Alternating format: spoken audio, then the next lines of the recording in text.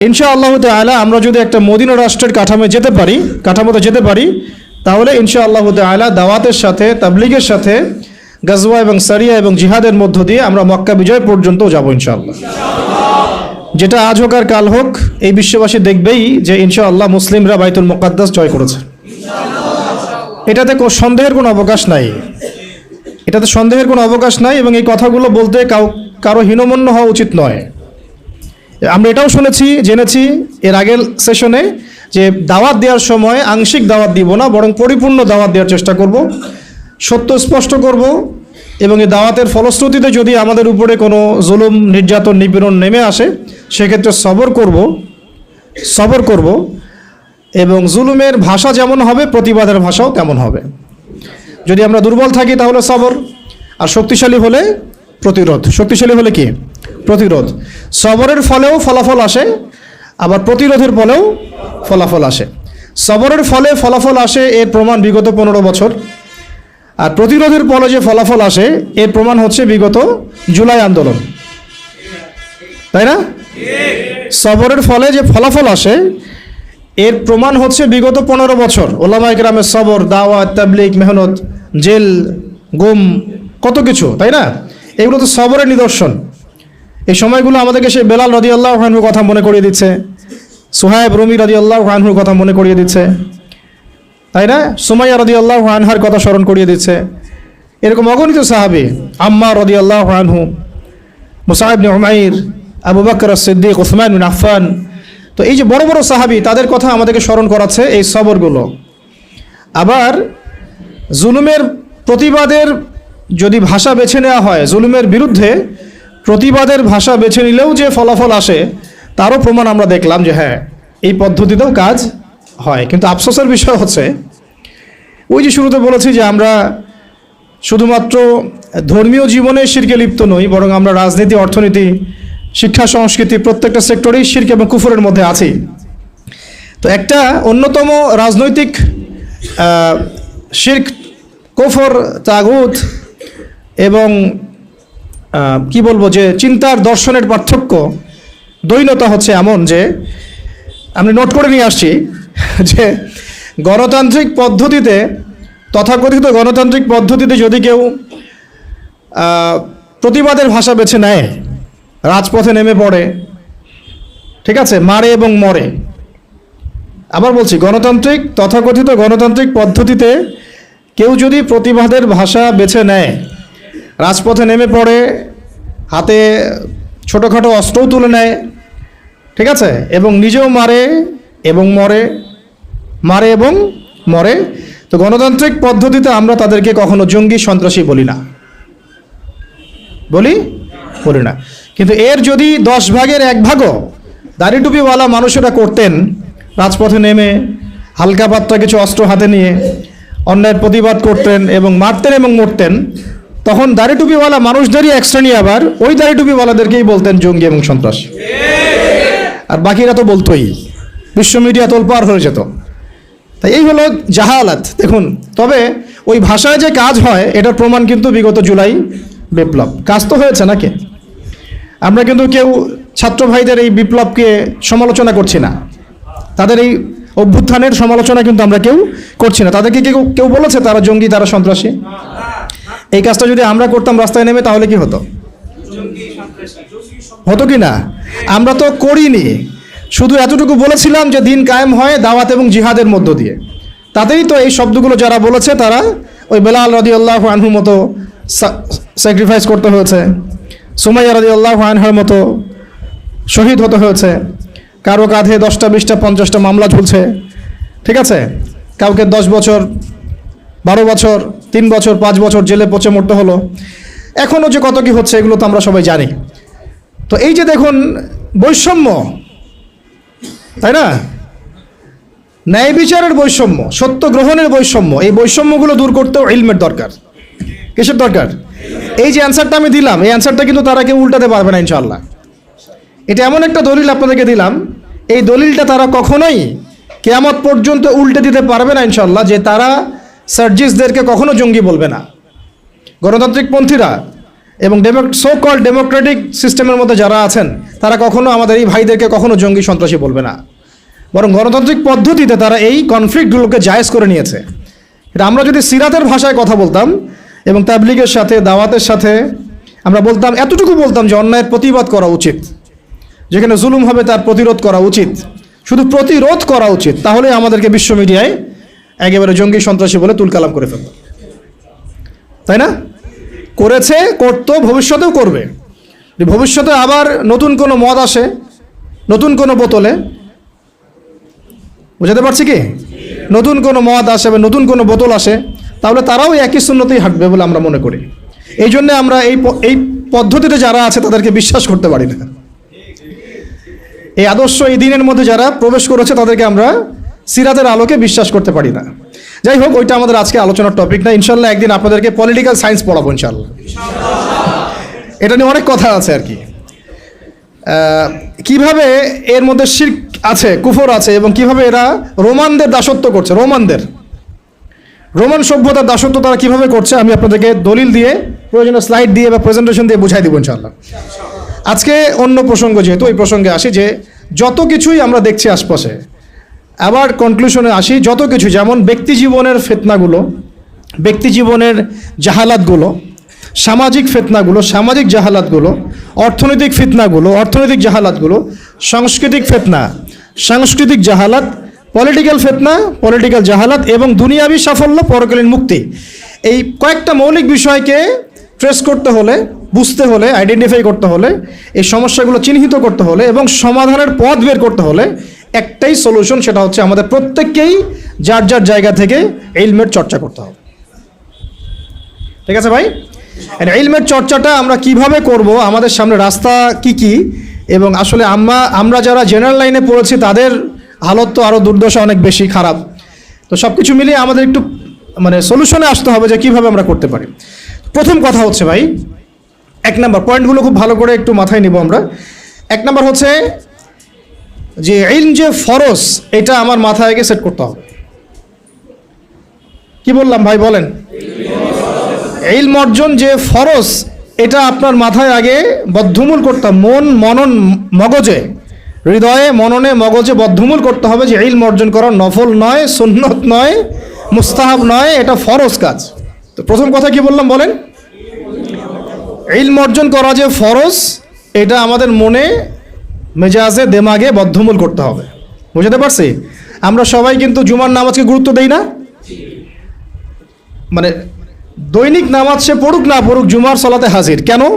তার ধারণা হচ্ছে এই নামাজ না পড়লে তার ইসলাম টিকবে না, কাফের হয়ে যাবে, তাই না? আবার দেখা যায় রমজান মাসে রোজা মাস্টবি রাখতেইছে, তারাবি পড়ছে।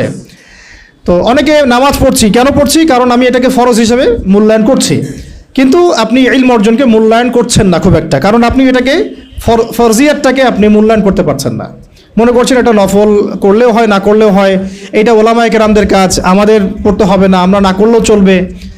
আবার অনেকে মনে করেন যে অনেক সময় পড়ে আছে, পরে শিখে নিব, এটা একটা ধোঁকা শয়তানের। আবার অনেকে মনে করেন যে আমার বয়স হয়ে গেছে, আমি পারবো না, আমি জেনারেল লাইন থেকে আসছি, আমি গিয়ে পারবো এগুলা, এরকম অনেকে মনে করেন। শয়তান তিনটা ধোঁকায় ফেলে আমাদেরকে আর কি। একটা হচ্ছে যে আমার দ্বারা হবে না, আমি পারবো না, এটা একটা ধোঁকায় ফেলে। আরেকটা হচ্ছে আমি অনেক জানি, আমার জানার দরকার নাই। এটাও জেনারেল ভাইদের মধ্যে বহুত ফিতনা আছে এরকম আর কি। ফেসবুকে কি কম দেখলাম, ইউটিউবে কি কম লেকচার শুনছি, আমি কি কম বিষয়ভিত্তিক বই পড়ছি, এরকম চিন্তা আর কি। তো মনে করে আমি অনেক জানি, এবং অনেক জানি এতটাই কেবর বা আত্মহমিকা চলে আসে যে ওলামায়ে কেরামের সমালোচনা করতে বা তাদের ভুল ধরতে বা তাদেরকে অনেক সময় কাফের ফতোয়া দিতেও বুক কাঁপে না। দেখা যায় যে স্বঘোষিত মুজতাহিদ হয়ে গেছে আর কি। মুজতাহিদ বুঝলেন কিনা, এটা ইজতিহাদ করার যোগ্যতা সে অর্জন করে ফেলেছে বলে মনে করে, সে নিজেকে স্কলার মনে করে, এক কথায় আপনাদের ভাষায় কি স্কলার মনে করে, কিন্তু সে কিন্তু কোনো ক্লাসিক্যাল একাডেমিক পড়াশোনায় সে যায় নাই। তো এই তিনটা ফিতনায় আমরা জর্জরিত হই। একটা হলো আমি অনেক জানি, আমার জানার দরকার নাই। একটা হলো আমার দ্বারা হবে না, আমি পারবো না। আর একটা হচ্ছে অনেক সময় পড়ে আছে, পরে শিখে নেব। কি এমনটা হয় নাই? আচ্ছা, তাহলে সবার আগে আমাদেরকে যে বিষয়টা দিকে ফোকাস করতে হবে সেটা হলো ইলম অর্জন যে ফরজ, তালাবুল ইলমি ফরিদাতুন আলা কুল্লি মুসলিম, এটা আমার মগজের মধ্যে আগে বসাতে হবে।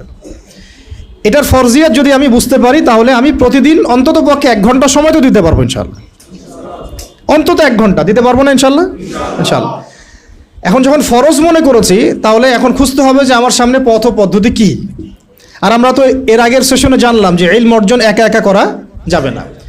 এটা ইন্নামাল ইলমু বিত্তাআল্লুম কথা একটা হাদিসের মধ্যে আছে, অনেক সালাফও বলেছেন যে ইলম অর্জনটা কিন্তু আপনাকে সোহবতে গিয়ে একেবারে আমরা যেটাকে নার্সিং করা কি বলি, আমরা বলি না যে আমরা বাচ্চাদেরকে নার্সিং করতেছি, তো এই নার্সিংয়ের মতোই ইলমটা শিখতে হয়।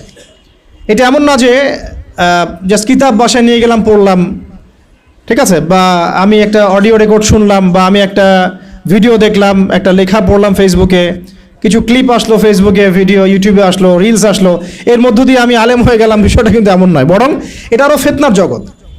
এটাতে উপকার থাকতে পারে কিছু, কিন্তু অপকার অনেক অনেক বেশি। এবং উপকার অপকার ধরার মতো যে হিকমা বা প্রজ্ঞা বা বাসিরা, এটাও আমাদের কিন্তু বেশিরভাগের নাই। তাই আমরা যদি ওই জগতে ইলম খুঁজতে যাই, তাহলে একটা মারাত্মক ভুল করব, তখন আমি নেক্সট সুরতে ধোকা খাইতে পারি। তাই ইলম অর্জন করতে হবে ওলামায়ে কেরামের সোহবতে এবং তত্ত্বাবধানে, পরামর্শ নিয়ে, তাদের কাছে সিলেবাস করে নিয়ে এবং তাদের সাথে যোগাযোগ রেখে। এমন নয় যে বিষয়টা আপনার মাথার উপরে একজন ওস্তাদই থাকতে হবে, আপনি চাইলে 10 জন 15 জন 20 জন ওস্তাদও রাখতে পারেন। এক একটা সাবজেক্টের এক একজন ওস্তাদ থাকতে পারে। আবার যদি দেখা যায় এত অ্যাভেলেবিলিটি নাই, আমার এত ওস্তাদ আমি পাচ্ছি না, অন্তত তখন একজন রাখেন, এমন একজন ওস্তাদ রাখেন যাকে ওলামায়ে কেরাম শ্রদ্ধা করেন। এভাবে আপনি আলেম খুঁজতে পারবেন না যে কার ফলোয়ার বেশি, কার মানে মাহফিলে বেশি লোক হচ্ছে, ঠিক আছে, কার সেমিনারে বেশি লোক হচ্ছে। এটা আসলে হকার বাতিল বা সাহিবুল ইলম এবং কে সাহিবুল ইলম না, এটার মানদণ্ড নয়, ঠিক আছে। ইলম কার কাছে আছে এটা খুঁজতে হলে একটা সূত্র আমি বলে দিই, যেটা আমি ফলো করেছিলাম সারা জীবন, এবং আলহামদুলিল্লাহ আমি এখানে ভুল করি নাই, আল্লাহ পাক আমাকে ভুল করার নাই আলহামদুলিল্লাহ। সেটা হচ্ছে আমি অলওয়েজ দেখেছি যে সাধারণ মানুষ কার পিছনে ছোটে এটা আমি দেখিনি। আমরা দেখেছি সাধারণ মানুষ কার পিছনে ছোটে এটাকে আমরা গৌণ করেছি, বরং আমরা দেখেছি ওলামায়ে কেরাম কার পিছনে ছোটেন। বুঝতে পারলাম পার্থক্যটা? সাধারণ মানুষ কার পিছনে ছোটে এটা আমরা দেখিনি কখনোই, যেটা আপনারা দেখেন, অনেকেই দেখেন। আমরা দেখেছি ওলামায়ে কেরাম কার পিছনে ছোটেন। এটা যদি আপনি দেখতে পারেন, আপনি ইনশাআল্লাহ একেবারে সাহিবুল ইলম পর্যন্ত পৌঁছে যাবেন ইনশাআল্লাহ। বুঝতে পারছি? এটা এখন আপনার দায়িত্ব। আমি তো একটা দুইটা নাম বলে দিলে এটা আপনি বলবেন যে আমি তাকে পছন্দ করি না বা আমি তাকে হক মনে করি না। আমাদের তো আবার হক মনে করার মানদণ্ড অনেক রকম, অনেক সময় এটা আবার বিভিন্ন দলে দলে ভাগ হয়ে গেছে আর কি। যে আইডিওলজি বিলং করে তার বাইরে কাউকে হক মনে করতে চায় না। তো এটা আপনারা খুঁজে নেন, আল্লাহ পাক খোঁজার তৌফিক দান করেন। তো আমরা মূলনীতি জানলাম যে ইলম অর্জন করব এবং মুহাক্কিক বরেণ্য ওলামায়ে কেরামের সান্নিধ্যে এবং তাদের সহবতে। এখন তৃতীয় বিষয়টা লাগবে আমার একটা কনস্ট্রাকটিভ সিলেবাস। কি লাগবে? সিলেবাস। এখন এই সিলেবাসটা 6 মাসের 1 বছরের এমন না, এই সিলেবাসটা হচ্ছে পুরো লাইফ লং সিলেবাস। আমরা যারা মাস্টার্স পরীক্ষা দিয়েছি, আমরা কত বছর পড়েছি ভাই? মিনিমাম 22-24 বছর। অন্তত 22-24 বছর যদি আমি দুনিয়াবি পড়াশোনার জন্য ব্যয় করি, অন্তত 12টা বছর তো আমার দিনই ইলম শেখার পেছনে ব্যয় করা উচিত। যদি 24টা বছর যদি আমি দুনিয়াবি জ্ঞান শেখার জন্য ব্যয় করতে পারি, অর্থ দিতে পারি, সময় দিতে পারি, শ্রম দিতে পারি, বাবার জমি বিক্রি করতে পারি, মেসে থাকতে পারি, ডাল ভাত খেয়ে থাকতে পারি, হ্যাঁ, বেড শেয়ার করে থাকতে পারি, ফ্লোরে ঘুমাইতে পারি, মশার কামড় খাইতে পারি, ওখানে জন্ডিস হয়ে যায় মানুষের, তাই না? বিষয়গুলো এর চেয়েও কঠিন হয়। কেউ বাসা থেকে টাকা চাইতে লজ্জা পান, প্রাইভেট পড়িয়ে খান, টিউশনে করিয়ে খান, তাই না? অনেক মেয়ে তো আমরা শুনেছি যে পড়াশোনার টাকা ম্যানেজ করতে গিয়ে দেহের ব্যবসাও করছেন। নাউযুবিল্লাহি মিন যালিক। কত স্যাক্রিফাইস, হ্যাঁ, দুনিয়াবি জ্ঞানের জন্য কত স্যাক্রিফাইস। তো যাই হোক, দিনের জ্ঞান অর্জন করার জন্য অন্তত অর্ধেক তো করেন, 10টা বছর তো দেই। কারণ দিনে ইলম তো আসলে 10 বছরে অর্জন করা যাবে না, এটা তো স্টার্টিং হবে, এটা হবে শুধুমাত্র বিগিনিং অনলি। কারণ ইলম কাকে বলে এটা তো আমি আসলে বুঝাইতে পারতেছি না, বুঝতেছি যেটা আমি আপনাকে বুঝাইতে পারতেছি না। মুসা আলাইহিস সালাম এত বড় একজন রাসূল, যার উপরে তাওরাত নাজিল হয়েছে, তাই না? তিনি একদিন তো বলে ফেলেছিলেন যে আমার মনে হয় যে আমি সবচেয়ে বেশি জানি। তাকে প্রশ্ন করা হয়েছিল, আপনি কি সবচেয়ে জ্ঞানী মানুষ কিনা? আল্লাহ রাব্বুল আলামিন তো এই জায়গাটা ধরেছেন এবং খিদির আলাইহিস সালামের সন্ধান দিয়েছেন, না আমার একজন বান্দা আছে তোমার চেয়ে বেশি জানে, তখন তিনি তার সাথে দেখা করার জন্য সফর করেছেন। এই সফরটা খুব লম্বা ছিল, কষ্টের সফর ছিল।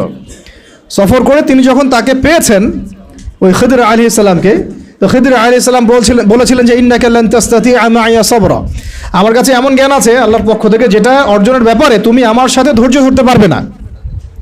তুমি মূসা আমার সাথে ধৈর্য ধরতে পারবে না।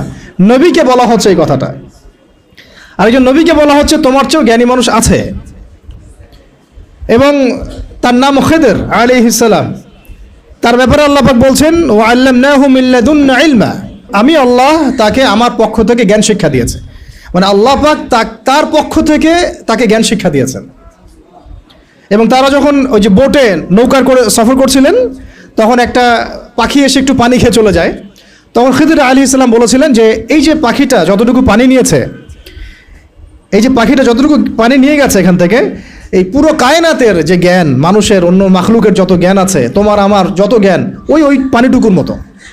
আর এই যে পুরো দেখছো তুমি নদী এবং সাগর যত কিছু আছে, এটা হলো আল্লাহ রাব্বুল আলামিনের জ্ঞান। তো আমরা তো জ্ঞান কি ওটা বুঝাতে পারতেছি না। এই জন্য দেখবেন যে যত বড় আলেম হয় সে তত বিনয়ী হয় এবং তত বেশি সে মানে বইয়ের পোকা হয়ে যায়। আমাদের ওস্তাদদেরকে আমরা দেখেছি যে বই ছাড়া তারা তো মনে হয় একটা ঘন্টাও সময় অপচয় করেন না। কিতাব থাকেই হাতে অথবা সাথে ব্যাগে, চলতে ফিরতে খালি বই পড়ছেন আর পড়ছেন। তো এটা একটা সুরত। তাহলে আমরা বুঝলাম যে জ্ঞানের কোনো শেষ নাই। তাহলে যেহেতু কোনো শেষ নাই এবং জ্ঞানের মূল উৎস আল্লাহ রাব্বুল আলামিন, তাহলে এটা একটা লাইফ লং প্রসেস। তবে একটা নির্দিষ্ট গন্তব্যে গেলে আমরা মোটামুটিভাবে ফরজে আইন জানতে পারবো, অ্যাটলিস্ট কোরআন তেলাওয়াত শিখতে পারবো, অ্যাটলিস্ট ইনশাআল্লাহ আরবি ভাষাটুকু তুলনামূলক শিখতে পারবো ইনশাআল্লাহ। এরপরে কিছুটা অনুবাদ করতে পারবো কোরআনুল কারীম ইনশাআল্লাহ, হাদিসের ইবারতগুলো পড়তে পারবো ইনশাআল্লাহ, ফিকহের কিতাবগুলো পড়তে পারবো, আকীদার কিতাবগুলো পড়তে পারবো। আশা করা যায় ওই পর্যায়ে গেলে আমি তখন আরও বড় কিছু করার জন্য ফিকির করতে পারবো। তো ওই লেভেল পর্যন্ত তো আমাকে যেতে হবে, তাই না? আচ্ছা, এখন আসেন এই লেভেল পর্যন্ত যাওয়া আমাদের এই সোসাইটির কথা বলছি আর কি, আমাদের জন্য কতটা সহজ বা কতটা কঠিন। ঠিক আছে, তাহলে জানলাম ইলম অর্জন করতে হবে, ফরজিয়াত আছে, ওলামা কেরামের সোহবতে করতে হবে, এটা খুবই বেশি জরুরি। একা একা করা যাবে না, একা একা করলে আপনি আহলে ফেসবুক ওয়াল জামায়াত হয়ে যাবেন। ঠিক আছে, এবং আপনি তখন স্বঘোষিত আমিরও হয়ে যেতে পারেন। বুঝতে পারছি? নিজেকে হাসির পাত্রে পরিণত করবেন এবং আপনাকে নিয়ে ইউটিউবার রিলস বানাবে আর ভিডিও বানাবে, আপনি ভাইরাল হয়ে যাবেন। ভাইরাল ঠিকই হয়ে যাবেন, কিন্তু ওলামা কেরামদের বদদোয়া লাগবে গায়ে আর কি। ঠিক আছে, আল্লাহ পাক আমাদেরকে এই সব ফিতনা থেকে হেফাজত করেন। আমি সোহবত লাগবে, এবং সোহবতটা একটা লং প্রসেস। এটা একদিন, 2 দিন, 1 বছর, 2 বছরের না, সারা জীবন লেগে থাকে আর কি। যদি আমাদের হায়াত আল্লাহ পাক আমাদেরকে আরও যদি 20-30 বছর বাঁচিয়ে রাখেন, মানে 30 বছরই আমাকে লেগে থাকতে হবে। ব্যাপারটা এরকম আর কি। আল্লাহ পাক যেন আমাদেরকে ইলমের পথে দীর্ঘ নেখায়াত নসিব করেন। আমি এরপরে আসেন, আমরা জানলাম যে এখন শিখতে হবে কি, অন্তত পক্ষে আল কোরআনুল কারীমের বিশুদ্ধ তেলাওয়াত, তারপরে আরবি ভাষা, কোরআনুল কারীমের যে ব্যাকরণ, এতটুকু ব্যাকরণ, অনুবাদ, পাশাপাশি হাদিসের কিতাব পড়ার যোগ্যতা অর্জন করা, ফরজে আইনের জ্ঞান তো অর্জন করবেনই, ফিকহের জ্ঞান অর্জন করা, আকীদার জ্ঞান অর্জন করা, সিরাত, গুরুত্বপূর্ণ সাবজেক্ট কি সিরাতের জ্ঞান অর্জন করা, ইসলামের ইতিহাসের জ্ঞান অর্জন করা, ইসলামী অর্থনীতির জ্ঞান অর্জন করা, এবং এর পাশাপাশি বর্তমান বিশ্বের অর্থনীতি, বিশ্ব ব্যবস্থা, ভূগোল, হ্যাঁ, ভূ রাজনীতি, এগুলো আমাদের তো জানা আছে মোটামুটি, যেহেতু আমরা জেনারেল ব্যাকগ্রাউন্ড থেকে আসছি। এগুলো তো ইউনিভার্সিটিতে পড়েছেন মাশাআল্লাহ। এমনকি ইউনিভার্সিটিতে আপনারা অনেকে ওয়েস্টার্ন ফিলোসফি পড়েছেন, আমার চেয়ে আপনারা ভালো জানেন। অনেকে ম্যাথামেটিক্সে এখানে আছেন, অনার্স মাস্টার্স করেছেন, কেমিস্ট্রিতে আছেন, ফিজিক্সে আছেন, অনেক বড় বড় জায়গা থেকে মানুষ এসেছেন, MBBS ডক্টরও আছেন। তো এই পড়াশোনা তো মাশাআল্লাহ আপনার আছেই। এখন কোনটা ল্যাকিংস? ইসলামিক বেসিক পড়াশোনার ল্যাকিংস আছে, তাই তো? এখন আমাদের সামনে দুটো রাস্তা। একটা হচ্ছে বাংলাদেশের শিক্ষা সিস্টেমটা আপনি দেখবেন 2 ভাগে বিভক্ত আর কি। একটা ভাগ হচ্ছে মাদ্রাসা শিক্ষা ব্যবস্থা, একটা হলো জেনারেল শিক্ষা ব্যবস্থা। এখন মাদ্রাসা শিক্ষা ব্যবস্থা তাদের মতো করে তারা সাজিয়ে নিয়েছেন, এবং এটার মধ্যে মাশাআল্লাহ যা আছে তার বেশিরভাগই কি আমাদের সবার জন্য উপকারী। হয়তো মাদ্রাসা শিক্ষার কারিকুলামে জেনারেল শিক্ষার কিছু সাবজেক্ট নাই, যেমন ধরেন ফিজিক্স নাই, বা সায়েন্সের বেসিক সায়েন্সগুলো নাই, ইংরেজি হয়তো সব জায়গায় বাধ্যতামূলক না, কিছু কিছু জায়গায় হয়তো আছে। তারপরে ভূরাজনৈতিক প্রেক্ষাপটগুলো নাই, ইকোনমিক্সের পড়াশোনাটা কম।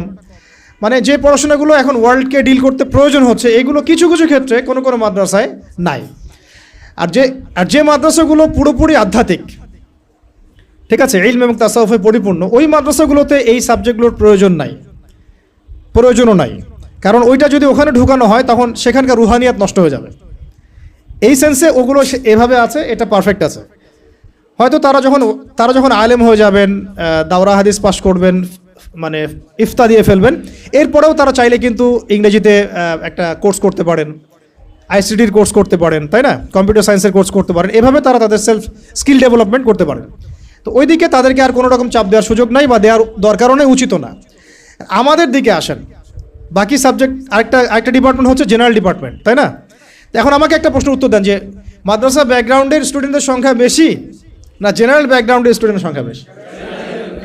আচ্ছা, কোনো জরিপ আছে আপনাদের কাছে কত পার্সেন্ট বেশি? কোনো আইডিয়া আছে যে আমাদের মাদ্রাসা ব্যাকগ্রাউন্ডের স্টুডেন্ট সংখ্যা কত এবং জেনারেল ব্যাকগ্রাউন্ডের স্টুডেন্টের সংখ্যা কত? জি, মোটামুটি কাছাকাছি গিয়েছেন আপনি। 25% আমাদের দেশে মাদ্রাসা ব্যাকগ্রাউন্ডের মানুষ আছে। কত পার্সেন্ট? 25%। 75% হচ্ছে আমাদের জেনারেল ব্যাকগ্রাউন্ডের মানুষ। কোন ব্যাকগ্রাউন্ডের? জেনারেল ব্যাকগ্রাউন্ড, মানে আপনারা যারা আমাদেরকে মানে ইংরেজি শিক্ষিত বলেন আর কি, তাই না? এটা হচ্ছে 75%। আরেকটা বিষয় নোটিস করেন, সেটা হচ্ছে বাংলাদেশের পলিটিক্স, বাংলাদেশের সংবিধান, বাংলাদেশের সংসদ সদস্য, এমপি মন্ত্রীরা, অর্থনীতির সিস্টেম, ব্যাংকার, ফাইন্যান্স যারা ডিল করেন, গার্মেন্টস সেক্টর যারা ডিল করেন, যারা সমাজের নেতৃত্ব দিচ্ছেন, ঠিক আছে, তারা সবাই, তাদের দেখা যায় 98%ই জেনারেল ব্যাকগ্রাউন্ড থেকে আসছেন, ঠিক আছে? আচ্ছা, বাকি 25% মানুষ আমাদের মাদ্রাসা ব্যাকগ্রাউন্ডের সাথে সম্পৃক্ত। এখান থেকে ওলামায়ে কেরাম প্রডিউস হচ্ছেন, তারা আমাদেরকে নীতি, নৈতিকতা, দিন, ইসলাম এগুলো শিখাচ্ছেন। একটা জিনিস আমি খেয়াল করেন, যদি আপনি কোনো আলেমকে বলেন যে আপনারা হয়তো 10 জন আছেন, এখানে 10 জনের মধ্যে ধরেন যে 8 জন হচ্ছে আলেম বা মাদ্রাসা ব্যাকগ্রাউন্ডের, 2 জন হচ্ছে জেনারেল ব্যাকগ্রাউন্ডের, কখনোই 2 জন জেনারেল ব্যাকগ্রাউন্ডের কাউকে ওলামায়ে কেরাম ইমামতির দায়িত্ব দিবেন না। দিবেন কি? নামাজির ইমামতির দায়িত্ব দিবেন? কেন দিবেন না? কারণ তারা খুব ভালো করেই জানেন এটা অনেক সমস্যা হতে পারে, তিলাওয়াতে ভুল হতে পারে, অর্থ বিকৃত হয়ে যেতে পারে, বা তার চেয়ে অনেক যোগ্য ব্যক্তি সামনে আছেন, তাই তো? দেখেন, মসজিদের ইমামতির দায়িত্বের ক্ষেত্রে আমরা জেনারেল ব্যাকগ্রাউন্ডের মানুষকে কিন্তু অতটা প্রায়োরিটি দিব না। স্বাভাবিক, যত ভালোই তেলাওয়াত আপনি করেন না কেন, যত ভালোই আপনি মানে কোরআনের হিফজ করেন না কেন, দেখা যাবে যে না, সেখানে ওলামায়ে কেরামদেরকেই প্রাধান্য দেওয়া হবে। এটা দেওয়াই উচিত, এটাই স্বাভাবিক, এটাই হবে। কিন্তু আমার একটা প্রশ্ন আছে, মসজিদ, মাদ্রাসা, ওয়াজ মাহফিলের প্যান্ডেল, লেকচারের এই মানে ডায়াসগুলো, এই জায়গাগুলোতে দেখা যাচ্ছে আমরা জেনারেল ব্যাকগ্রাউন্ডের মানুষদেরকে অতটা প্রায়োরিটি দিচ্ছি না, সঙ্গত কারণেই দিচ্ছি না। কিন্তু আবার রাষ্ট্রের অনেক বড় বড় সেক্টর, যেগুলো রাষ্ট্রের সবচেয়ে বড় বড় department, for example medical sector, for example finance, garments sector, economic sector, এবং সবচেয়ে বড় কথা হচ্ছে শিক্ষা সিস্টেম, শিক্ষা কমিশন, এমপি মিনিস্টার্স এবং পার্লামেন্ট, এই সমস্ত সেক্টরে আমরা জেনারেলদের হাতে দায়িত্ব দিয়ে নিশ্চিন্তে ঘুমাচ্ছি, তাই না বিষয়টা? অথচ রাষ্ট্রের এটা হচ্ছে 80% সেক্টর। তাহলে এখানে আমার একটা প্রশ্ন হচ্ছে যে কেন আমরা দিন শিখে ওই সব সেক্টরগুলোতে যাব না? আর যদি এই সেক্টরগুলো জেনারেল ভাইদেরকেই ডিল করতে হয়, তাহলে কেন তাদেরকে দিন শেখাবো না? আমার কোশ্চেন আর কি। যেহেতু আমি তাকে ইমামতির দায়িত্ব দেওয়ার জন্য মুনাসিব মনে করছি না, তাহলে কিভাবে আমি তাকে রাষ্ট্রের দায়িত্ব দিলাম? আমাকে উত্তর দেন। আমি তাকে একটা মাদ্রাসার মোহতামিম বানাবোই না কখনো, কারণ তার সে যোগ্যতা নাই। আমি তাকে ইমামতির দায়িত্ব কখনোই দিব না, কারণ তার সে যোগ্যতা নাই বলে আমি মনে করি। তাহলে কিভাবে আমি আমার পুরো দেশের ইকোনমিক সিস্টেমের 10 জন, 20 জন, 100 জন জেনারেল মানুষকে দিয়ে দিলাম? কোনো প্রতিবাদও করলাম না, কিছু বললামও না, বা আমরা সেখানে যাওয়ার চেষ্টাও করলাম না, বা ওখানে যারা আছে তাদেরকে আমরা ইসলাম শেখানোরও চেষ্টা করলাম না, বা ওই রাষ্ট্র যারা চালায়, এমপি মন্ত্রীরা, পার্লামেন্টে যারা বসে আছে, রাষ্ট্র তো এরা চালায় না, তাদের নিচে আরও অনেক মানুষ আছে, উপরে অনেক মানুষ আছে, ডানে অনেকে আছে, বামে অনেকে আছে, আবার যারা গার্মেন্টসে আছে, যারা এখানকার মানে আমরা বলি না চাপ প্রয়োগকারী সংস্থা, তারা আছে, বিভিন্ন এনজিওস আছে, অ্যাসোসিয়েশন আছে। তো এই সবাই মিলে তারা রাষ্ট্রকে ডিল করে। তো তাদের সংখ্যা নিশ্চয়ই কয়েক কোটি তো হবেই। তো তাদের উপর আমরা পুরো দেশের দায়িত্ব কিভাবে ছেড়ে দিলাম, এটা আমার প্রশ্ন আর কি। যেখানে আমি একটা মসজিদের দায়িত্ব তাকে দিতে চাচ্ছি না, বা দেওয়ার মতো সে যোগ্য না, এবং দেওয়াটা মুনাসিবও না। তাহলে সমাধান কি এখানে? সমাধান হচ্ছে দুটা। একটা হচ্ছে আমাদের ওই 25% মানুষকেই ওই জায়গাগুলোতে যেতে হবে। কে? ওই 25% মানুষকেই শুধু মসজিদ, মাদ্রাসা এবং মক্তব এইসব জায়গায় সীমাবদ্ধ না রেখে আস্তে আস্তে গ্র্যাজুয়ালি শিক্ষা কমিশনে, শিক্ষা ডিপার্টমেন্টে, সাংস্কৃতিক ডিপার্টমেন্টে, ইকোনমিক্সের ওয়ার্ল্ডে, এবং সবচেয়ে বড় কথা ওই পলিটিক্যাল ওয়ার্ল্ডে অ্যাপ্রোচ করতে হবে। তাহলে দেখা যাবে ইনশাআল্লাহ একটা পরিপূর্ণ ইসলামিক রাষ্ট্রের দিকে আমরা যেতে পারবো ইনশাআল্লাহ।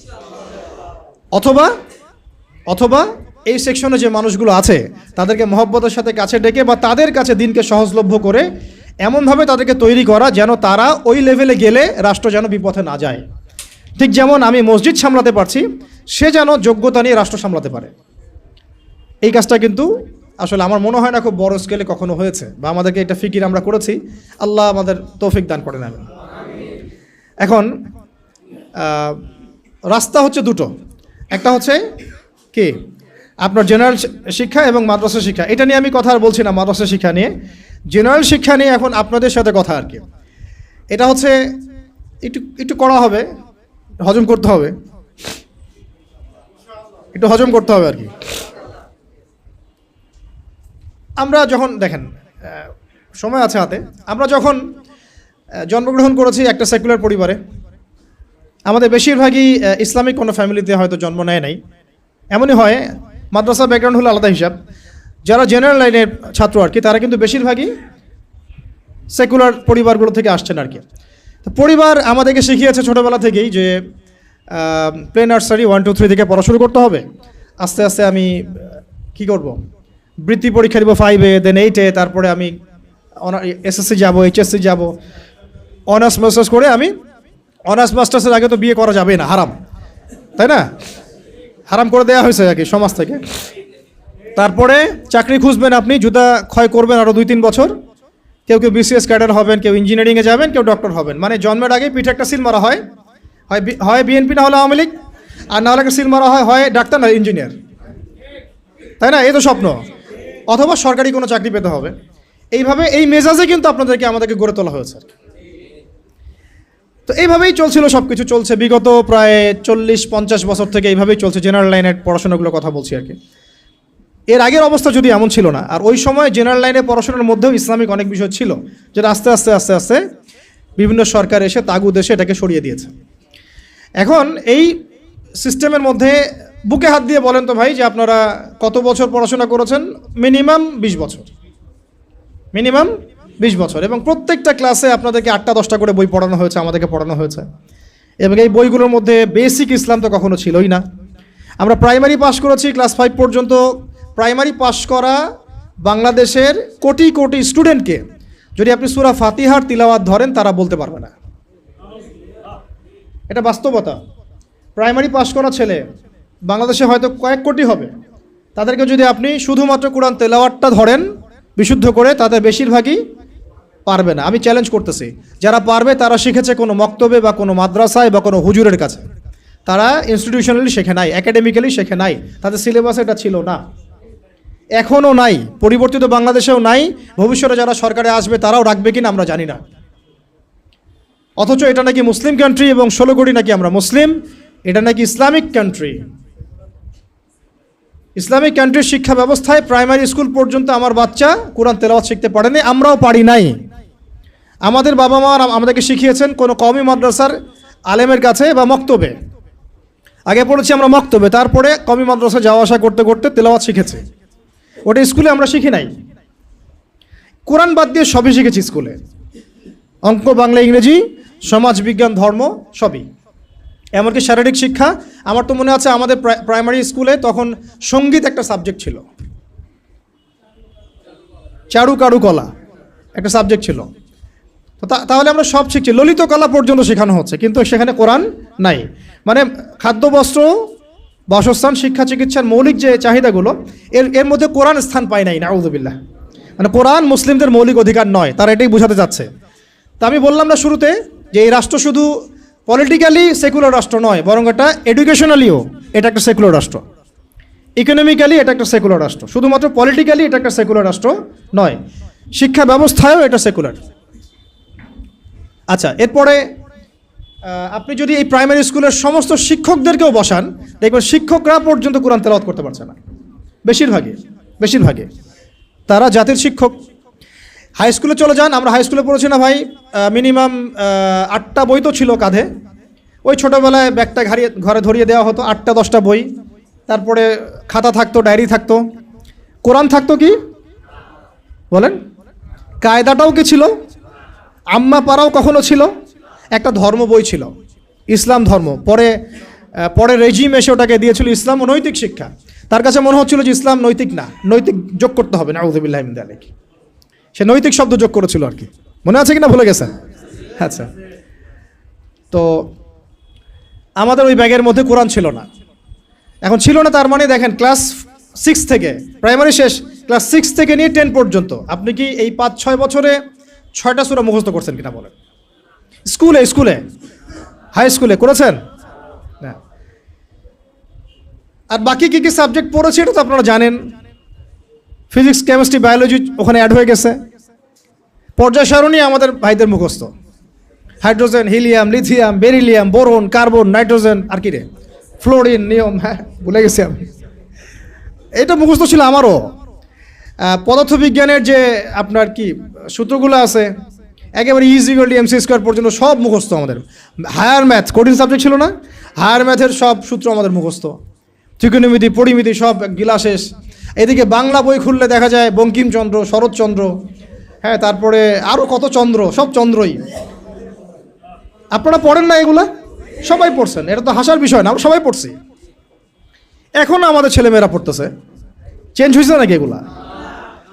এখানে আমাদের সময় তো একটা গদ্য ছিল মহানবী, ওইটাও পরে উঠাই দেওয়া হলো। ছিল কবিতা ওমরে ফারুক, কাজী নজরুল ইসলামের, ওইটা উঠাই দেওয়া হলো। মাইনাস করতে করতে করতে করতে একেবারে প্রথমে দেখেন রাজনৈতিক পশ্চিমা মতাদর্শ ঢুকিয়ে দিয়েছে, মানে দেশ থেকে রাজনৈতিক অবস্থান থেকে ইসলাম মাইনাস। তারপরে অর্থনীতির মধ্যে সুদ ঢুকাই দিল, অর্থনীতির মধ্যে থেকে ইসলাম মাইনাস। তারপরে সংস্কৃতির মধ্যে দিয়ে দিল যে বিজাতীয় সংস্কৃতি, ভারতীয় সংস্কৃতি, পশ্চিমা সংস্কৃতির মধ্যে থেকে ইসলাম মাইনাস। এরপরে শিক্ষায় হাত দিল, শিক্ষায় হাত দিয়ে আস্তে আস্তে মাইনাস করতে করতে করতে এখন শরীফ থেকে শরীফা, এই জায়গায় নিয়ে আসছে আর কি আমাদেরকে আর কি। এই হলো শিক্ষা ব্যবস্থা কোন দেশের, যে দেশের 90% মানুষ নাকি মুসলিম বাই বার্থ। আমরা ইসলাম মানে মুসলিম পরিবারে জন্মগ্রহণ করতে পেরেছি।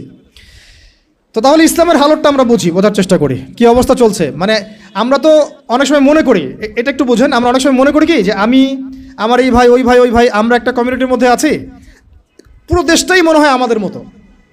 আসলে এই ক্যাপটিভ ওয়ার্ল্ড থেকে বের হয়ে যখন আপনি সামাজিকভাবে ডিল করতে যাবেন, দেখবেন সমাজে রন্ধ্রে রন্ধ্রে জাহিলিয়াতগুলো ঢুকে আছে। আমার ঘর থেকে বাইরে বের হন, তারপর দেখেন সমাজটা কেমন। মসজিদ থেকে বাইরে বের হন, দেখেন সমাজটা কেমন।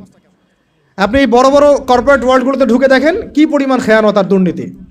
পলিটিক্যাল জগতে ঢুকেন, তাহলে বুঝবেন যে মানুষ কত খারাপ হইতে পারে, কত জালেম হইতে পারে। প্রশাসনের মধ্যে ঢুকেন, তাহলে বুঝবেন কিভাবে মানুষ এত বড় বড় খুনি হইতে পারে। তো আমাদের ক্যাপটিভ চিন্তা থেকে বের হতে হবে, আল্লাহ পাক আমাদেরকে তৌফিক দান করে না। এটা আপনারা পারবেন, বিকজ আপনারা এই ওয়ার্ল্ডগুলো ডিল করেন। যদি আপনারা ইসলামিক জ্ঞানে আলোকিত হন, তাহলে আপনাদের দ্বারা সম্ভব ইনশাআল্লাহ। তা আমরা দোয়া করি আল্লাহ পাক যেন তৌফিক দান করেন। তো এটা গেল হাই স্কুল। আচ্ছা, হাই স্কুলে তো A+ তো সবাই অটো পাস নাকি না?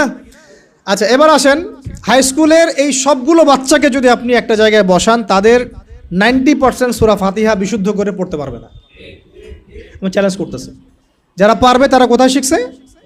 স্কুলে, কলেজে, না সরি, স্কুলে শেখা নাই, কলেজেও শেখা নাই, শিখেছে হয়তো মক্তবে অথবা মাদ্রাসায় বা বাসায় কোনো টিচার রেখেছে, বা 3 দিন তাবলিগ জামাতে সময় দিয়েছে, এক চিল্লা দিয়েছে এক ভাই, ওই চিল্লাতে শিখে ফেলছে। স্কুল তাকে শেখাতে পারে নাই, ব্যর্থ, পুরো সিস্টেমই ব্যর্থ। এবার এই হাই স্কুলের সব টিচারদেরকে বসান একটা জায়গায়, তাদেরকে বলেন, স্যার ম্যাডামদেরকে যে sir madam please kindly recite only সূরাতুল ফাতিহা ফ্রম দ্য গ্লোরিয়াস কোরআন। এতটুকু বলেন যে ভাই স্যার বা ম্যাডাম, আপনি শুধু কোরআন থেকে সূরাতুল ফাতিহাটা আমাদেরকে বিশুদ্ধ করে তেলাওয়াত করে শোনান। দেখেন আপনি 80% টিচার পারে কিনা। আই ডোন্ট থিঙ্ক সো, আমি মনে করি না তারা পারবে, এবং আমি এটা হলফ করে বলতে পারি পারবে না ইনশাআল্লাহ। এরপর আরও উঁচুতে যান, এরপর কোথায় ভর্তি হয়েছেন? কলেজে এইচএসসি দিবেন। এইচএসসি পর্যায় পর্যন্ত এই সব ছেলে মেয়েদেরকে বসান। এই সব ছেলেমেয়েরা এইচএসসির পর মানে এসএসসির পরে তাদের তো দুটো হাতের জায়গায় চারটা পাখা গজায় যায়। তখন তারা দেখবেন যে দেদারসে ফ্রি মিক্সিং, দেদারসে জেনা, দেদারসে মাদক, দেদারসে মারামারি, দেদারসে পলিটিক্স সবই করতেছে, শুধুমাত্র ইসলামিক জ্ঞান অন্বেষণ করা বাদ দিয়ে। ইল্লা মাশাআল্লাহ, কিছু ভাইকে আল্লাহ হয়তো হেদায়েত দেন, তারা ফিরে আসেন। ওই টিচারদেরকেও বসান, সেম রেজাল্ট পাবেন আপনি। তারপরে অনার্স লেভেলে যান, সেম রেজাল্ট পাবেন, আমি বলে দিলাম ওয়াল্লাহি সেম রেজাল্ট পাবেন। এরপর আপনি চলে যান মাস্টার্স লেভেলে, একদম সেম রেজাল্ট পাবেন। তাহলে এই যে 20 থেকে 22 বছর, সময় শর্ত, আমি শর্ট করলাম, আর অনেক কথা ছিল বলতে চাইছিলাম। তো এই যে 20-22 বছর আমাদেরকে যে পড়ানো হচ্ছে, একেবারে প্লে গ্রুপ থেকে নিয়ে আমাদেরকে যে মাস্টার্স পর্যন্ত পড়ানো হচ্ছে, আমার জীবনের যে 20-22টা বছর এরা খেয়ে ফেললো, এই 22টা বছর কি আমাকে শিক্ষামন্ত্রী ফিরাই দিবে? এই 22টা বছর কি আমাকে শিক্ষা কমিশন ফিরাতে পারবে? এই 22টা বছর কি আমাদের এই এমপি মন্ত্রীরা আমার 22 বছর, আপনার 22, পুরো 16 কোটি মানুষের মধ্যে 5-6 কোটি তো স্টুডেন্ট ছিল, সবার জীবন থেকে 20টা করে বছর তারা খেয়ে ফেলছে। তাহলে এক অনন্ত মহাকাল তারা খেয়ে ফেললো, এবং সেই সময়গুলোর মধ্যে তারা আমাদেরকে কোরআন শিখতে দিল না, আরবি ভাষাও শিখতে পারলাম না, কোরআনের তাফসীর তো দূরের কথা, অনুবাদও শিখতে পারলাম না, নাহু সরফের বেসিক জ্ঞান শিখতে পারলাম না, হাদিস তো এবারত দেওয়া তো বহু দূরের কথা, হাদিসের মানে জাস্ট রিডিং পড়াটুকু আমি শিখতে পারলাম না। আকিদার কোনো দার্স হলো না, সিরাত শেখা হলো না, ফিকহ তো শেখাই হলো না, উসুল তো বহুত দূর কি বাত। তাহলে যে বেসিক সাবজেক্টগুলো সেগুলো আমরা শিখতে পারলাম না। অথচ এই বেসিক সাবজেক্টগুলো না শিখলে কেউ আলেম হওয়া তো বহু দূরের কথা, সে তালেবে ইলম হইতে পারবে না। কি হতে পারবে না? তালেবে ইলম হইতে পারবে না। তার মানে কি হলো? তার মানে হচ্ছে এই দেশের শিক্ষা ব্যবস্থা ইসলামী শিক্ষাকে বৃদ্ধাঙ্গুলি দেখাইছে। শিক্ষা ব্যবস্থার মধ্যে ইসলামের কোনো দরকার নাই। ইসলাম শিখতে হলে তুমি মাদ্রাসা যাও, ওখানে মসজিদে যাও, মক্তবে যাও, বাসায় প্রাইভেট নিয়ে পড়ো। আমাদের এই লাখ লাখ স্কুলে, লাখ লাখ কলেজে, লাখ লাখ ইউনিভার্সিটি, হাজার হাজার বিশ্ববিদ্যালয়ে ইসলামের কথা বলতে আসবে না। শিক্ষা আমরা যা বুঝি তাই। তাহলে এটা কি কুফর না? আল্লাহ পাক যে জ্ঞানের মূল উৎস, আল্লাহ রাব্বুল আলামিন যে বলে আল্লামাল ইনসানা মা লাম ইয়ালাম, আল্লামাল ইনসানা মা লাম ইয়ালাম, আমি মানুষকে সেই জ্ঞান শিক্ষা দিয়েছি যা মানুষ জানতো না। তাহলে জ্ঞানের মূল উৎস আল্লাহ। তো আল্লাহকে ডিনাই করে, আল্লাহকে অস্বীকার করে যে শিক্ষা সিস্টেম চলেছে, এটা কি ইমানের উপর চলেছে না কুফরের উপর চলেছে? তাহলে শিক্ষার মধ্যে শিরক আছে, কুফর আছে, বুঝাতে পারলাম কি একটু? সেম ইকোনমিক্স নিয়ে যদি একদিন কথা বলি, দেখবেন এখানেও আল্লাহকে বাদ দিয়ে অর্থনীতি সাজানো হয়েছে। আর রাজনীতির কথা বাদ, ওটা পুরোটাই ডুবে আছে তাগুদের উপরে, পুরোটাই তাগুতি সিস্টেমের উপরে। এই জন্য 50 বছর 60 বছর, কারণ আমি তো বললাম, চ্যালেঞ্জ করলাম, আরও 50 বছর সময় নেন, আরও 50 বছর সময় নিয়ে এই সিস্টেমগুলো দিয়ে দেখেন ইসলাম কতটুকু কায়েম হয়। সিরাত ছাড়া কোনো রাস্তা নেই আমাদের কাছে, ওইটা অন্য আলোচনা। এখন প্রিয় ভাইরা, তাহলে এই বাস্তবতার মধ্যে আমরা পড়ে গেছি। আল্লাহ রাব্বুল আলামিন আমাদেরকে হয়তো অনেককে অনার্স লাইফে, কাউকে ইন্টার লাইফে, কাউকে মাস্টার্সে পড়ে হেদায়েত দিয়েছেন। এই তো হয়তো কারো হেদায়েতের মাধ্যম হচ্ছে তাবলিগ জামাত, কারো হেদায়েতের মাধ্যম হচ্ছে অনলাইনে কোনো লেকচার, কারো হয়তো জীবনে কোনো ধাক্কা, হ্যাঁ, কারো হয়তো কি একাকিত্ব, কারো হয়তো বেকারত্ব, এক একজনের এক এক স্রোতে হেদায়েত কিন্তু এসেছে। অনেক আছে মাদকাসক্ত ছিল, হেদায়েত পেয়েছে, কিছু একটা হয়েছে জীবনে, আল্লাহকে চিনতে শিখেছে। কারো তো একটা স্বপ্ন দেখেও সে হেদায়েত পেয়েছে, আমাদের এক ভাই বলছিলেন, আমি এক স্বপ্ন দেখেছিলাম যে স্বপ্নের মধ্যে আমি মনে হচ্ছে যে মরে যাচ্ছি। ওই দিন আমি ঘামা শুরু করলাম, সেদিন থেকে উঠে আমি ফজরের নামাজ শুরু করেছি, আজকে থেকে নামাজ ছাড়ি না। এমন অনেক ভাই কিন্তু আছে, মানে আমি বোঝাতে চাচ্ছি এক এক মানুষকে আল্লাহ এক এক সুরতে হেদায়েত দিয়েছেন। কাউকে একটা দার্সে বসে হেদায়েত দিয়েছেন, কেউ মিডিয়ার মাধ্যমে পেয়েছে, কেউ কোনো বই পড়ে পেয়েছে। এখন কথা হচ্ছে আমরা পেয়েছি কত বছর পরে? 25-26, কারো বয়স 25, কারো 26, কারো 30, কারো 20, কারো আরও বেশি, কেউ তো হয়তো এখনও পান নাই, এমন অনেকে আছেন। তাহলে আমাদের জীবনের হায়াতই বা কত হতে পারে? সর্বোচ্চ 60 বা 70 বা 80 বা 100 বাঁচার তো আশা আমরা কেউ করি না। ঠিক আছে? গড় আয়ু এই উম্মার 60 বছর থেকে 65 বছর। এখন তাহলে বাকি আছে কতটুকু? যদি ধরি 20 বছর 25 বছর, তাহলে এখনও যদি এই বাকি 20 বছর আমি দিনের জ্ঞান শেখার জন্য ওয়াকফ করতে না পারি, তাহলে আমার চেয়ে বোকা পৃথিবীতে দ্বিতীয় কোনো মানুষ নাই।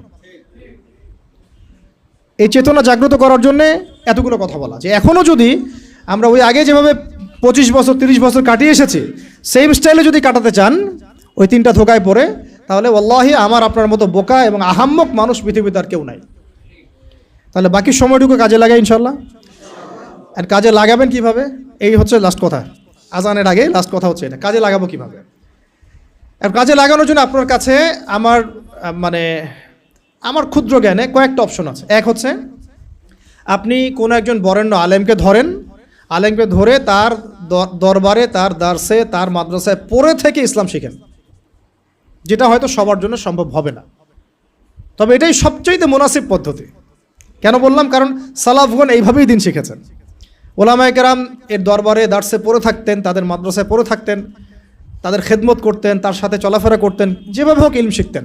ইলম মানে তো শুধু লিখা আর পড়া না, ইলম মানে অনেক কিছু। ইলম মানে আখলাক, ইলম মানে আমল, ইলম মানে তাসকিয়া, অনেক কিছু ইলমের অন্তর্ভুক্ত। ইলম শুধু কিন্তু সার্টিফিকেটের নাম নয়। ওই যে মুসা আলাইহিস সালামকে আল্লাহ পাক বললেন, না তোমার চেয়ে জ্ঞানী মানুষ আছে, তিনি তো নবী ছিলেন, রাসূল ছিলেন, সুবহানাল্লাহ। তো এটা হচ্ছে একটা উপায় বা সুরত, যে একজন বরেণ্য আলেমকে খুঁজে বের করে তার সাথে মশওয়ারা করে তার সোহবতে থাকা, কন্টিনিউয়াসলি তার কাছে যাওয়া আসা করতে থাকা এবং তিনি যে দিক নির্দেশনা দেন সেভাবে পড়াশোনা করা। এটা হয়তো সবার পক্ষে পসিবল নাও হতে পারে। দ্বিতীয় সুরত হচ্ছে যে এখন যে যেখানেই আছেন সেখান থেকে শিফট করে মাদ্রাসায় ভর্তি হয়ে যেতে হবে। মাদ্রাসায় ভর্তি হয়ে গিয়ে কোথা থেকে পড়া শুরু করবেন? যেহেতু আপনি এখনও তিলাওয়াতও জানেন না, তাহলে তিলাওয়াত থেকে। যেহেতু আপনি এখনও হয়তো কেউ তিলাওয়াত জানেন, কোনো হিফজ করা হয়নি, কিছুটা হিফজ করতে হয়, অথবা হিফজ করেছেন কিছু, এখন আপনি নাহু সরফ থেকে শুরু করবেন, আরবি ভাষা থেকে শুরু করবেন, আস্তে আস্তে বড় ক্লাসে যাবেন। এখন আপনারাই জানেন ভালো করে যে আপনারা কোন পর্যায়ে আছেন। দেখা যাবে বেশিরভাগই কোরআন তেলাওয়াতও এখনও বিশুদ্ধ করে করতে পারছে না, বেশিরভাগই আরবি ভাষাও জানছে না। তাহলে এখন কি আপনাদের এই বয়সে মাদ্রাসায় শিফট করা পসিবল কিনা? বেশিরভাগের ক্ষেত্রে কি পসিবল? দেখা যাবে হয়তো 5% 10% পারবেন, বাকিরা কিন্তু পারবেন না। তাহলে তাদের কি সুরত? তাদের জন্য আরও সুরত হচ্ছে, এটা খুব একটা ইফেক্টিভ না, তারপরেও এটা একটা মন্দের ভালো অপশন। সেটা হচ্ছে অনলাইনে অনেক কোর্সেস আছে বিভিন্ন প্রতিষ্ঠানে, সেখানে হয়তো 3 মাস 4 মাস 6 মাস করে বিভিন্ন কোর্স করতে করতে কিছুটা জ্ঞান শেখা, তাও সেটা একা একা না, ওই ওস্তাদদের সোহবতে থাকতে হবে, পরামর্শ করে থাকতে হবে। ঠিক আছে? অনলাইনের একটা সেকশন হতে পারে, এই সেকশনে আমরা ইলম শিখতে পারি ইনশাআল্লাহ। এটা একটা সেকশন হতে পারে, এটা নিয়ে আমি পরে কথা বলছি ইনশাআল্লাহ। মাগরিবের পরে প্রশ্নোত্তর পর্বে কিছু কথা হবে ইনশাআল্লাহ এটা নিয়ে। 4 নাম্বার সুরত হচ্ছে অফলাইনে মাদ্রাসায় ভর্তি না হয়েও ওলামায়ে কেরামের সোহবতে, তাদের তত্ত্বাবধানে এইরকম 6 মাস 3 মাস 1 বছর 2 বছর এরকম কিছু কোর্সের মধ্য দিয়ে শরিয়া গ্র্যাজুয়েশনের দিকে যাওয়া, শরিয়া গ্র্যাজুয়েশন কোর্সের মধ্য দিয়ে অথবা ইসলামিক ডিপ্লোমার কোর্সের মধ্য দিয়ে বা সাবজেক্ট ওয়াইজ বিভিন্ন কোর্সের মধ্য দিয়ে আপনি একটু একটু করে জ্ঞান শিখতে পারবেন। এটা একটা সুরত হতে পারে। আরেকটা হতে পারে যে তাবলিগের সময় দিয়ে, বেশি সময় দিয়ে ওলামায়ে কেরামদের সোহবত এখানে পাবেন, ওইখানে আবার কোরআন তেলাওয়াত থেকে শুরু করে আস্তে আস্তে একটু একটু করে আগানো। তো মূল পড়াশোনা কিন্তু এই 4-5টা মাধ্যমের মধ্যে ওই দুইটাই। একটা হলো আপনার মাদ্রাসা শিফট হয়ে ভর্তি হয়ে পুরো ক্লাসিক্যাল সিলেবাসে পড়াশোনা করা, যেটা বেশিরভাগের ক্ষেত্রে পসিবল হয় না।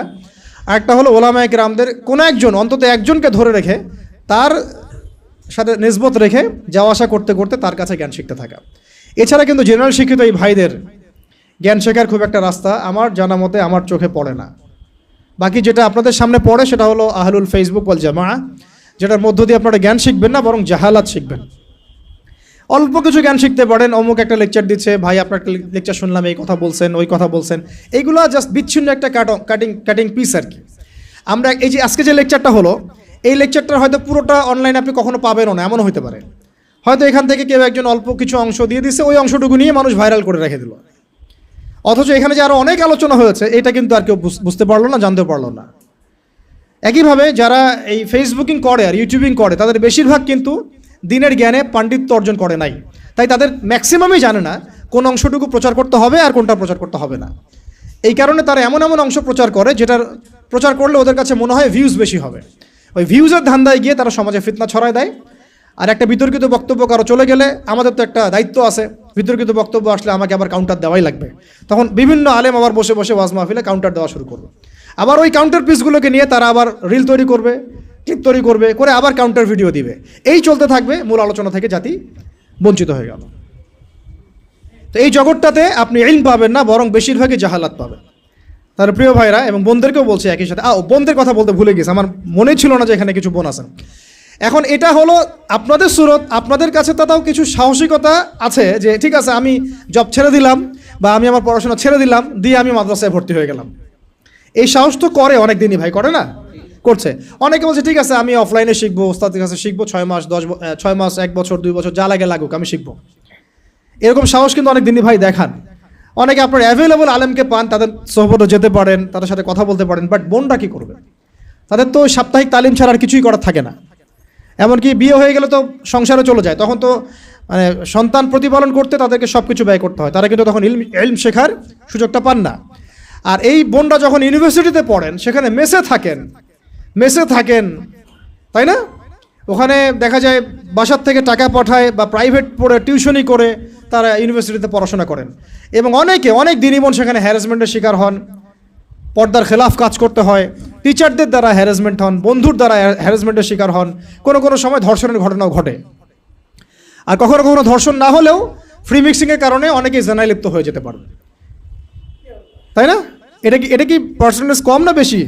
এটাও কিন্তু খুব মানে মহামারীর মতোই ছড়াইছে বিষয়টা। এর প্রমাণ আমরা সবাই জানি, আমরা বাইরে হয়তো বলছি না, কিন্তু আমরা জানি ভিতর থেকে এটা হয়। তো এখন এই বোনদের দিন শেখার ফিকিরটা কি? তারা কিভাবে দিন শিখবে বলেন? আপনারা বলেন আমরা কি করবো এই বোনদের জন্য, কি করতে পারি আমরা তাদের জন্য? এখন যদি মহিলা মাদ্রাসা তৈরি করতে থাকি তাহলে এই বোনদের পক্ষে কি পসিবল যে তাদের এই সব কিছু ছেড়ে দিয়ে আবার নতুন করে মিজান জামাতে ভর্তি হওয়া বা এসো আরবি শিখি বইটা নিয়ে ভর্তি হয়ে পড়াশোনা শেখা, আরও 10 বছর পড়াশোনা করা, তাদের পক্ষে কি পসিবল? তাহলে তাদের পক্ষে অফলাইনে শেখার জন্য এইরকম কিছু কোর্সের দরকার আছে স্থানীয়ভাবে, যেখানে তাদেরকে শিখতে না হয়। প্রত্যেকটা জেলায় প্রত্যেকটা গ্রামে ইউনিয়নে প্রত্যেকটা জায়গায় তারা যেন এগুলো অ্যাভেলেবল পায়। তাহলে হয়তো তারা কিছুটা দিন শিখতে পারবে ইনশাল্লাহ। যেটা মক্তব প্রজেক্টের আন্ডারে আনা যায় বা ইসলামিক সেন্টার প্রজেক্টের আন্ডারে আনা যায়, অথবা তাদেরকে অনলাইনে কিছু দিনের দার্সের মধ্য দিয়ে, কোর্সের মধ্য দিয়ে হয়তো দিন শেখানো যাবে, তাও লিমিটেড। কারণ অনলাইনের মধ্য দিয়ে পরিপূর্ণ দিন শেখানো যায় না, এটা আমি নিজেই বলে দিচ্ছি, এটা আসলে পসিবল না। কিছুটা দেয়া যায়, কিছুটা দার্স দেওয়া যায়। আপনারা এখানে বসে আছেন, একটা আই কন্ট্যাক্ট হচ্ছে, মাথা নাড়াচ্ছেন, আমার কথা বুঝতে পারছেন। অনলাইনে আমি জাস্ট কানের মধ্যে একটা ইয়ারফোন লাগাইলাম আর আমি দেখছি এখানে কতজন জয়েন করেছে, আমি আমার বক্তব্য দিয়ে গেলাম, কাউকে পড়া ধরলাম, দিল, যে পড়া করলো, কে করলো না, আমি তদারকি করতে পারলাম না। কিন্তু এখানে যদি আমার বাচ্চা থাকে 100টা, আমি কিন্তু একজন করে টিচার দিয়ে আমি পড়াতে পারতাম। তো অনলাইনে পরিপূর্ণ আসলে সেই ইলমের যে নূরটা, সেই যে তাসিরটা, এইটা আসে না আর কি। তো ওইটাও একটা মন্দের ভালো অপশন। তাহলে দেখেন আমরা কত বড় বিপদে আছি। বিপদটা কি গেস করতে পারছেন আমরা কত বড় বিপদে আছি? ইলম শেখার ইচ্ছা থাকলেও অনেক সময় উপায় আমাদের সামনে থাকছে না। সবচেয়ে বড় আমাদের মানে ভয়ঙ্কর বিপদটা কি? অনেকের ইলম শেখার ইচ্ছা আছে কিন্তু আপনি উপায় বের করতে পারছেন না। তাহলে এই 4টা 5টা 6টা উপায়ের বাইরে যদি কোনো উপায় থাকে তাহলে আপনারা আমাকে জানাবেন। আর যদি দেখা যায় এর বাইরে কোনো উপায় নাই, তাহলে এই 4টা 5টা উপায়ের মধ্যে কোনো একটা আপনাকে গ্রহণ করতে হবে। গ্রহণ করে ইনশাআল্লাহ তাআলা ইলম শিখতে হবে। কারণ ইলম অর্জন না করলে আমল, তাসকিয়া, ওই দাওয়াত, ওই আমর বিল মারুফ, ওই নাহি আনিল মুনকার, আর ওই জিহাদের কথা বলছেন, ইসলামিক হুকুমতের কথা বলছেন, শরিয়া কায়েমের কথা বলছেন, এগুলো এতটা সহজ নয়। কারণ শুরুটাই হচ্ছে ইলম থেকে। বরং এই ইলম ব্যতীত যদি আমরা এগুলো করতে যাই তখন হবে কি, আমরা নেক্সট শুরুতে ধোঁকা খাইতে পারি, বরং আমরা উম্মার উপকার করতে গিয়ে ক্ষতি করে ফেলতে পারি। তো আল্লাহ রাব্বুল আলামিন আমাদের সবাইকে যেন ইলমের এই সমুদ্রে ডুব দেওয়ার তৌফিক দান করেন। এবং ইলম শুধুমাত্র সার্টিফিকেট কেন্দ্রিক নয়, বরং এটা অবশ্যই আধ্যাত্মিক ব্যাপার। তাই আদবের সাথে, আখলাকের সাথে, ধৈর্যের সাথে, 3টা বড় কথা বলছি ভাই। আদবের সাথে বেয়াদবরা কখনো ইলম অর্জন করতে পারে না। ওয়াল্লাহি বেয়াদবরা কখনো ইলম অর্জন করতে পারে না।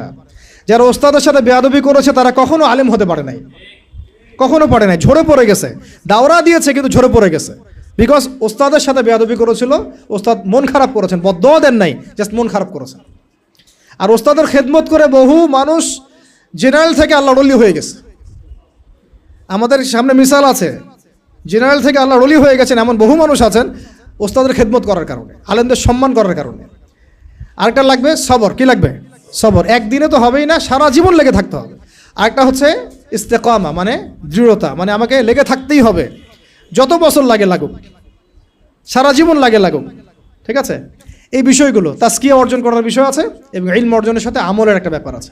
ধারাবাহিকতা বজায় রাখা এবং প্রতিদিনের রুটিনের মধ্যে এই ফরজিয়াত, আবার বলছি ইলম অর্জন কি ফরজ, এই ফরজিয়াতটাকে একটা গুরুত্বপূর্ণ জায়গায় রাখা। সারাদিনের কাজের মধ্যে এটা আমার ফরজ কাজ।